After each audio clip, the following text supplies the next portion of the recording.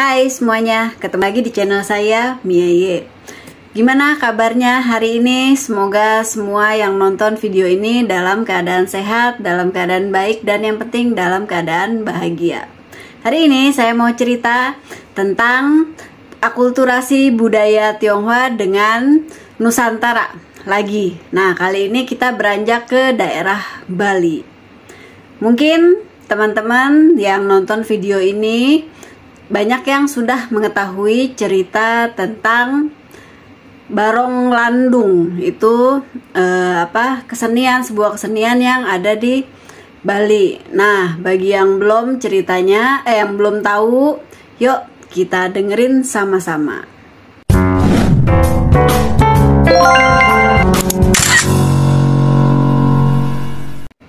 Barong Landung adalah sepasang arca atau barong yang dipercayai oleh umat Hindu Bali sebagai replika dari perwujudan Prabu Sri Jayapangus dengan istrinya Kang Chingwi yang berasal dari Tiongkok. Paduka Sri Jayapangus adalah raja penguasa Bali yang memimpin kerajaan Balingkang. Jadi pada masa kepemimpinannya itu, wilayahnya itu terkenal sangat makmur, rakyatnya sejahtera, dan wilayah kerajaan tersebut terkenal dengan perdagangannya. Saking terkenalnya sampai terdengar ke telinga orang-orang yang ada di luar negeri, yaitu yang ada di Tiongkok.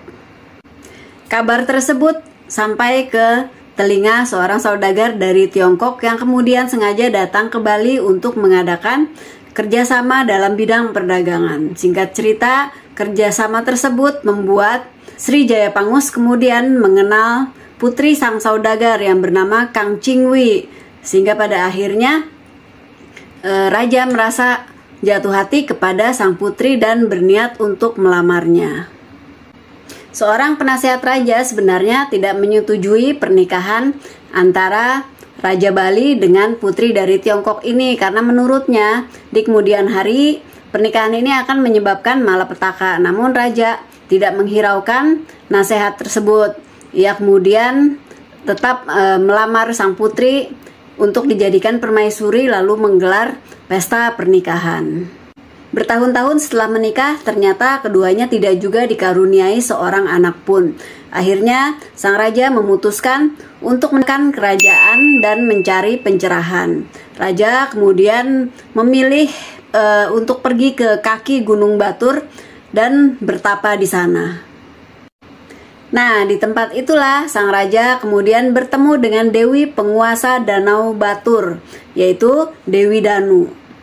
Dewi Danu adalah seorang wanita yang sangat cantik. Kecantikannya ini membuat Sri Jayapangus merasa terpukau sehingga ia jatuh hati kepada Dewi Danu. Lalu Sri Jayapangus mengaku sebagai bujangan dan melamar sang Dewi untuk kemudian menikahinya.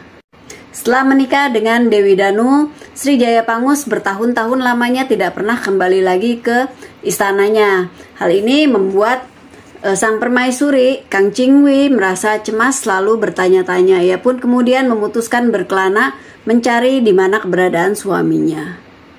Lantas sampailah Kang Chingwi di tepi sungai Batur. Di sana dengan mata kepalanya sendiri ia melihat bagaimana suaminya sedang bermesraan dengan Dewi penguasa Danau Batur itu. Lalu timbul kemarahannya dan seketika itu juga ia menyerang Dewi Danu dan mengata-ngatainya. Seperti diceritakan di awal, Paduka Sri Jayapangus itu mengaku dirinya masih bujangan pada saat berkenalan dengan Dewi Danu, sehingga sang Dewi pun tidak ragu-ragu ketika menerima lamaran Paduka Sri Jayapangus itu untuk kemudian menjadi istrinya gitu. Nah, mengetahui hal ini, akhirnya marahlah Dewi Danu tersebut. Ia merasa terhina, merasa sudah ditipu. Saking murkanya, Dewi Danu kemudian berubah wujud menjadi sosok yang sangat menyeramkan. Ia juga mengerahkan seluruh penghuni Danau Batur itu untuk menyerang balik Kang Chingwi. Melihat kejadian tersebut, Sri Jayapangus kemudian memohon ampun kepada Dewi Danu. Namun sayang nasi sudah menjadi bubur. Sang Dewi yang sudah merasa sangat kecewa, sakit hati, kemarahannya benar-benar tidak dapat terbendung lagi. Ia pun kemudian mengerahkan seluruh kekuatannya menghanguskan kedua orang tersebut menjadi abu. Berita tewasnya Sri Jaya Pangus dengan istrinya Kang Chingwi ini tentu saja mengagetkan seluruh rakyat kerajaan Balingkang. Mereka merasakan duka yang amat dalam atas kepergian keduanya. Dewi Danu sendiri setelah kemarahannya berangsur-angsur mereda, lantas merasa menyesal mengapa ia sampai berbuat sejauh itu.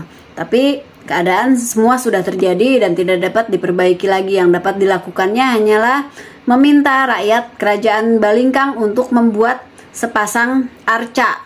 Lalu ia mencampurkan abu dari pasangan yang sudah tewas itu ke dalam arca tersebut. Sehingga kemudian Dewi Danu sendiri setelah kemarahannya berangsur-angsur mereda, merasa menyesal mengapa ia berbuat sampai sejauh itu sehingga menyebabkan pasangan tersebut tewas menjadi abu.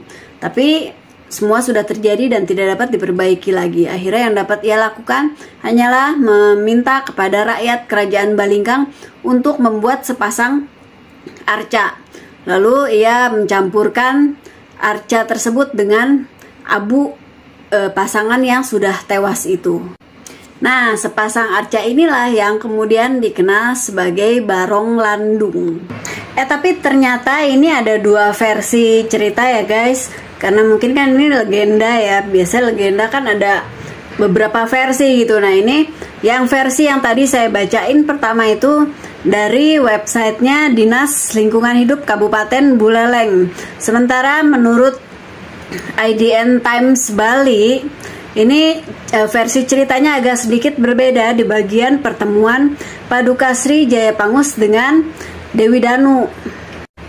Nah, kalau versi yang IDN Times Bali ini dikatakan bahwa Dewi Danu lah yang menggoda Paduka Sri Jaya Pangus dari pertapaannya sehingga mereka kemudian menikah dan memiliki seorang putra.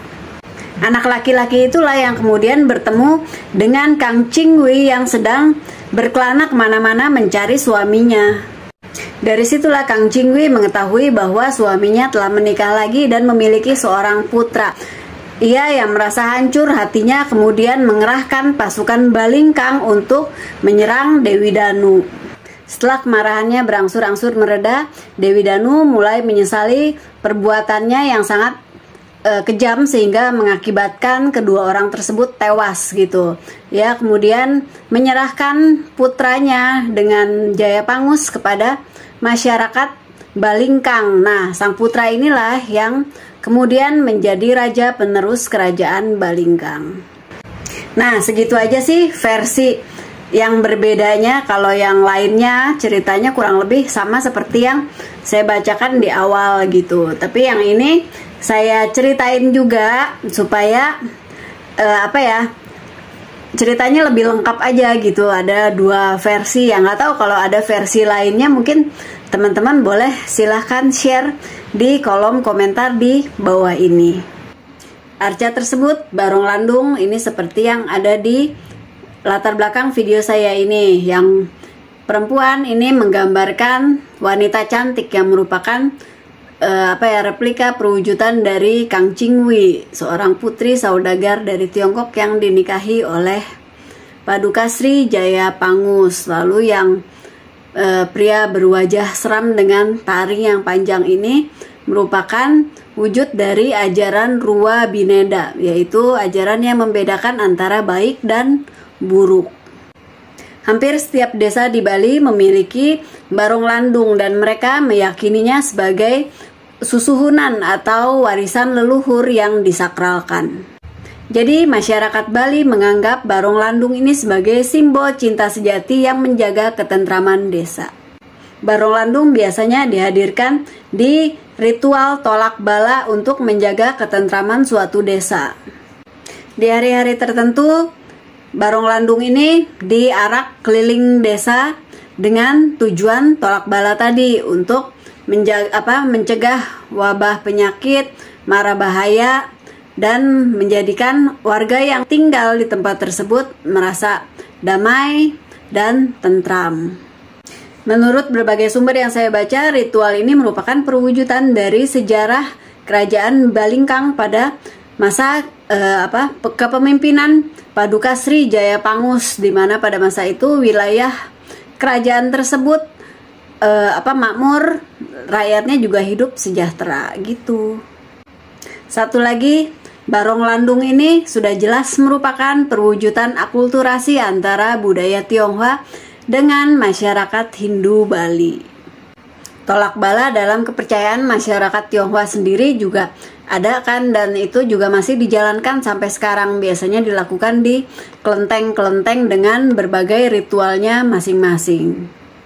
Masyarakat Bali sendiri itu juga menurut saya mirip dengan orang Tionghoa yang masih sangat menghormati dan menjaga budaya leluhur mereka. Lalu kemudian budaya tersebut diturunkan, diwariskan kepada generasi penerusnya. Karena kan hanya dengan cara seperti itu suatu budaya bisa bertahan dari generasi ke generasi. Gitu. Kalau saya sih suka dengan cerita-cerita seperti ini karena memang ini wujud dari kecintaan kita terhadap warisan leluhur kita sendiri. Gitu. Kalau teman-teman gimana?